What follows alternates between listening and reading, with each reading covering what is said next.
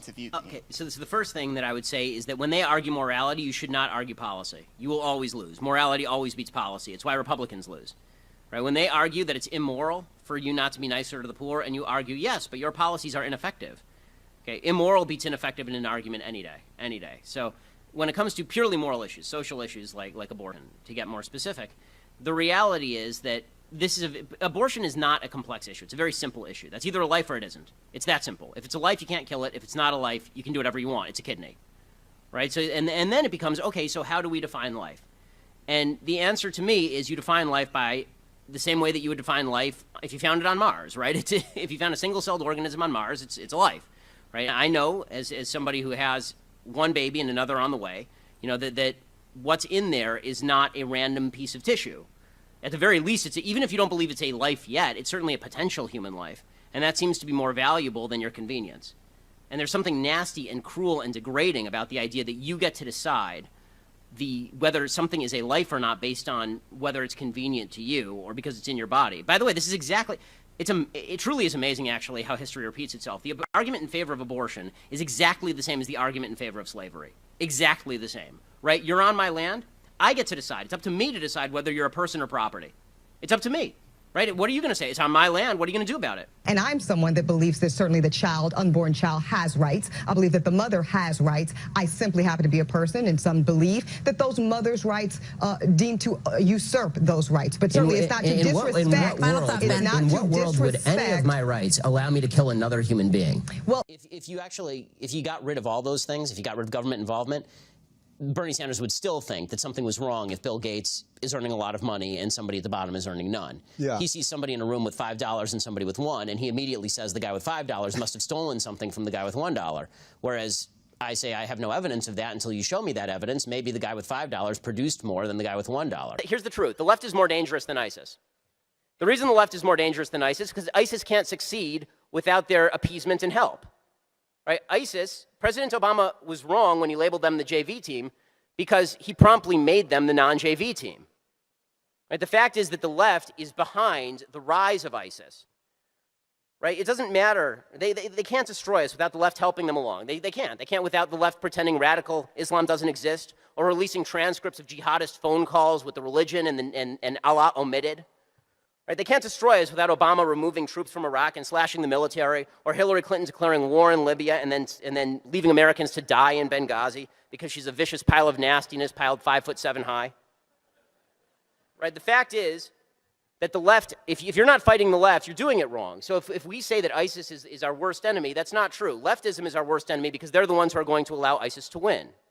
On the gun control debate, they keep trotting out children as though we should be taking policy prescriptions from 7-year-olds. You know, it used to be in this country that when a president of the United States said, I'm dealing with this issue because, for example, my 13-year-old daughter cares about nuclear disarmament, we laughed at them. We laughed them out of the public sphere. Jimmy Carter comes to mind. When President Obama walks out there with a bunch of 7-year-olds and says, I'm doing it because these 7-year-olds, they care about gun control, give me a break. I mean, if we're taking our policy prescriptions from kids who can't spell either policy or prescription, we have a problem. Earlier tonight, you said that Asians are the most prosperous ethnicity in America. By what metric are they by income? Really? Yeah. What source? Well, I mean, that was true as of the census tract from 2010. Yeah. According to what source do they have the highest income? Census.gov. Thank you. And also, you said earlier that there's a poll that shows that black people think black people are racist. Rasmussen poll 2013. Thank you very much. You know, honestly, Pierce, you've kind of been a bully on this issue because what you do, and I've seen it repeatedly on your show, I watch your show, and I've seen it repeatedly, what you tend to do is you tend to demonize people who differ from you politically by standing on the graves of the children of Sandy Hook, saying they don't seem to care enough about the dead kids. If they cared more about the dead kids, they would agree with you on policy. I think we can have a rational political conversation about balancing rights and risks and rewards of all of these different policies, but I don't think that what we need to do is demonize people on the other side as being unfeeling about what happened in Sandy Hook. How dare you accuse me of standing on the graves of the children that died there? How dare you? I've seen you do it repeatedly, Pierce. Like I say, how dare you? I mean, you can keep saying that, but you've done it repeatedly. What you do, and I've seen you do it on the program, is you keep saying to folks that if they disagree with you politically, then somehow this is a violation of what happened in Sandy Hook. And you have yet, I'd really like to hear your policy prescriptions for what we should do about guns. Because you say that you respect the Second Amendment, and, you know, I brought this here for you so that you can read it. It's the Constitution. And I would really like for you to explain to me what you would do about guns that would have prevented what happened in Sandy Hook. Given that there is unconscious bias, how does white privilege... So number one, so when I speak about white privilege, so when I speak about white privilege, I'm speaking specifically about behavior. Okay, there have been no studies, and really I've looked at these studies, the connection between what they call implicit bias, this is their favorite phrase now, implicit bias, unconscious bias, and biased behavior has yet to be proven at any level that is even remotely necessary to be used in, for example, a courtroom, which is why it's never been used in a courtroom. It is also true that there is no way, there really isn't, there's been no proven way to alleviate what they call unconscious bias, which means that we're ghost hunting. So what I would suggest is that if there is unconscious bias, and I'll acknowledge the possibility or the reality of unconscious bias, if there is, then I need you to I don't care about what's in people's heads so much as what they do. So if you point me to a racist behavior, don't worry, I'll let you respond. If you point me to a racist behavior, I'm happy to stand alongside you and protest it. What I can't do is protest about things in people's head that I don't know about because I'm not a mind reader. Okay, so that's a really interesting response, and to that I have two questions. Firstly, what I've heard you say that this is something that, you know, the way people think doesn't affect their behavior.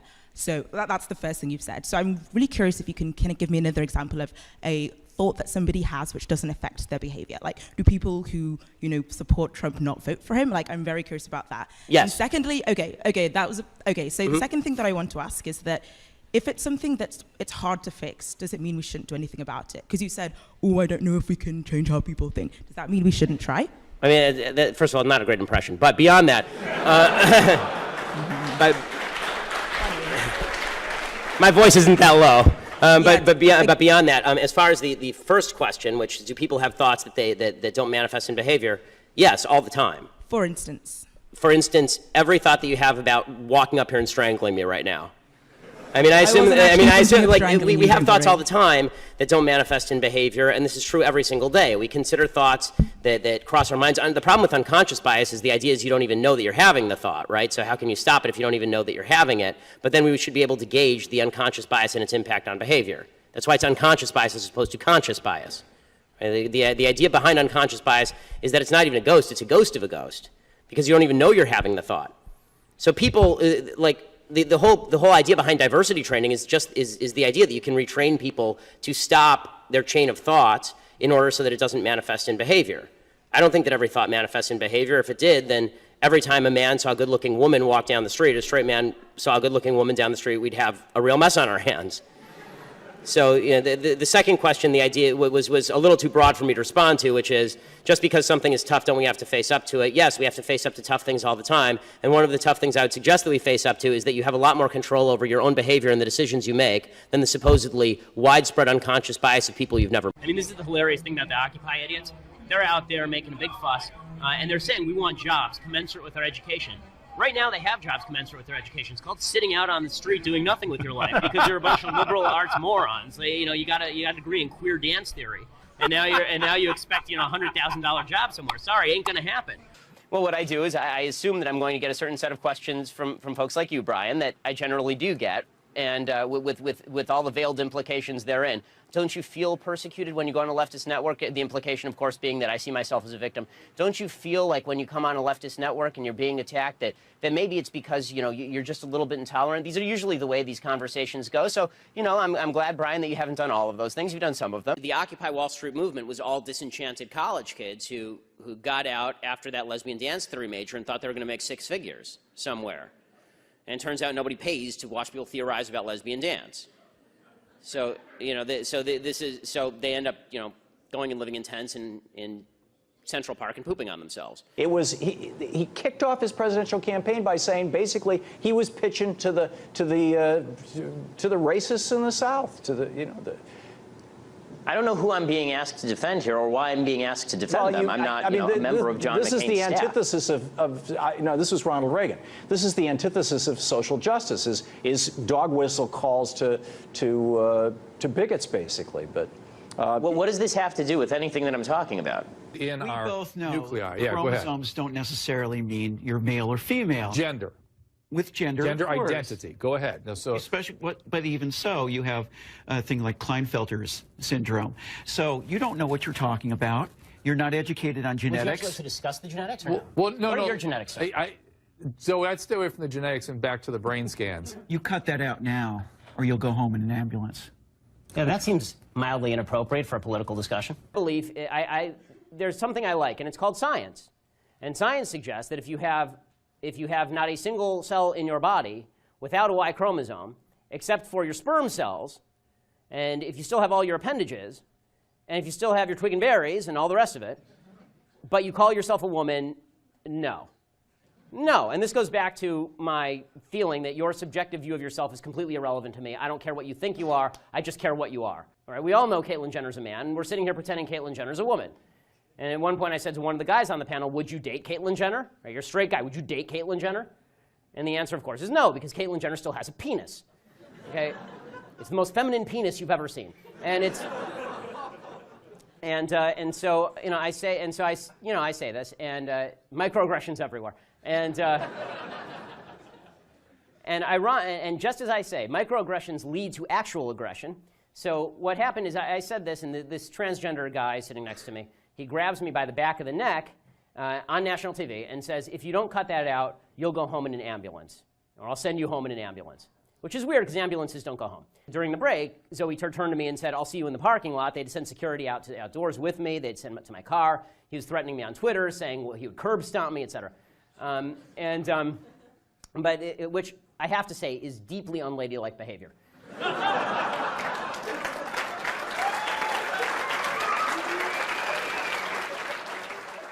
And I think the reason that it's about left and right here is because fundamentally the right believes that the basis for the Second Amendment, and they believe in the Second Amendment, the basis for the Second Amendment is not really about self-defense, and it's not about hunting. It is about resistance to government tyranny. That's what the founders said, and that's what the right believes in this country. Which tyranny are you fearing yourself? I fear the possibility of a tyranny rising in this country in the next 50 to 100 years. Let me tell you something, Piers.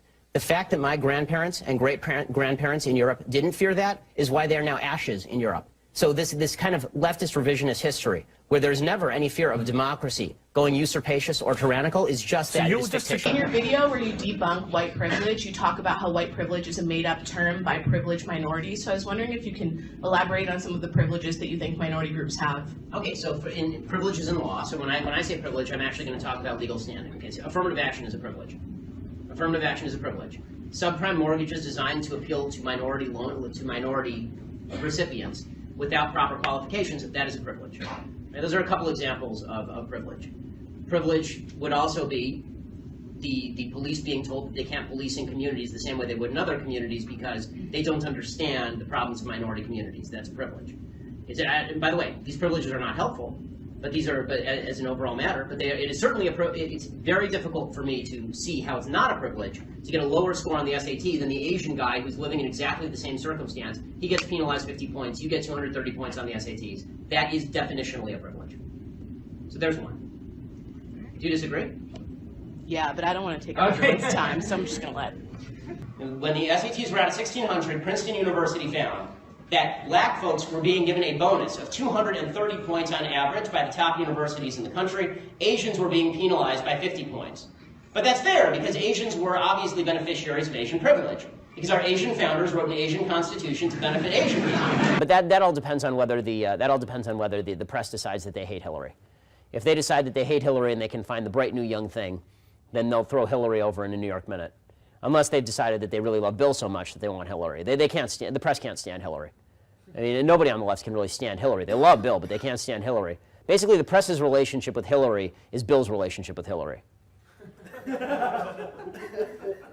Right? They're in a forced marriage, and they don't really like her very much, and they will cheat at the first available opportunity. But, yeah, but they have to be there because, hey, it's Hillary.